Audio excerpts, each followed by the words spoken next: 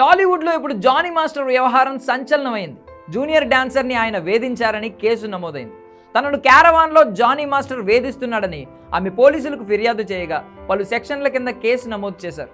ఈ వ్యవహారంలో జానీ మాస్టర్ని అదుపులోకి తీసుకునే అవకాశం ఉందని వార్తలు వస్తున్నాయి. స్టార్ హీరోలకు కొరియోగ్రఫీ చేసిన జానీ మాస్టర్ కెరియర్ ఇక్కడి నుంచి దాదాపుగా ఆగిపోయే సూచనలే కనబడుతున్నాయి. దీనిపై సినీ పెద్దలు కూడా ఆరా తీసినట్లు సమాచారం.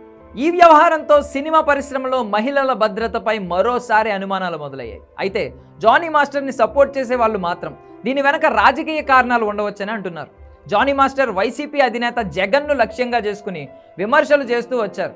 దాని కారణంగానే ఆయనను వైసీపీ టార్గెట్ చేసిందని అంటున్నారు. పవన్ కళ్యాణ్కు మద్దతిచ్చే జానీ మాస్టర్ ఇటీవల కాలంలో కాస్త దూకుడుగా వ్యాఖ్యలు చేశారు. అందుకే ఈ పరిణామాలు ఎదుర్కొంటున్నారని సోషల్ మీడియాలో పెద్ద చర్చ జరుగుతోంది. ఇదిలా ఉంచితే ఈ వ్యవహారంపై సింగర్ చిన్మయి సంచలన ట్వీట్ చేశారు.